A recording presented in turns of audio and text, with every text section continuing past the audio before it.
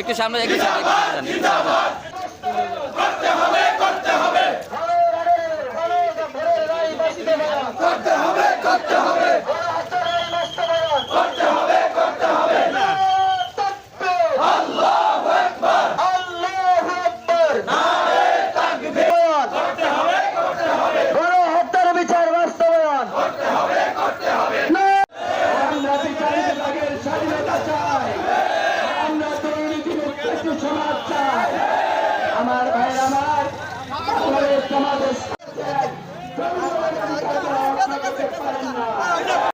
শহীদ কাফেলা বাংলাদেশ জামাত ইসলামের উদ্যোগে আয়োজিত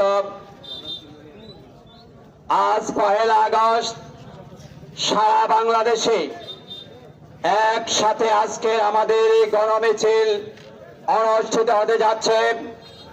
তারই ধারাবাহিকতায় আজকে দুলারহাট থানায় আমরা একটি গণমিছিলের আয়োজন করেছি। তার লক্ষ্য উদ্দেশ্য আপনারা বুঝতে পেরেছেন যে বিগত সে আওয়ামী লীগ সরকার 17 বছর আমাদের কণ্ঠকে রোধ করে রেখেছিলাম। আমরা এদেশের মানুষের কাছে আমাদের আদর্শ, আমাদের দিনের দাওয়াত, আমাদের সংগঠনের কথা আমরা বলতে পারি নাই।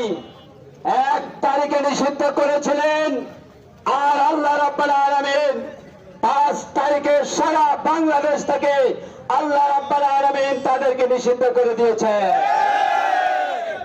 এটা ইতিহাস থেকে শিক্ষা নিতে হবে। কোন জালিমের শেষ রক্ষা হয় না, সকল জালিমের শেষ পরিণতি হয় অত্যন্ত ভয়াবহ এবং নির্মম এবং নিষ্ঠুর পরিণতি হয়।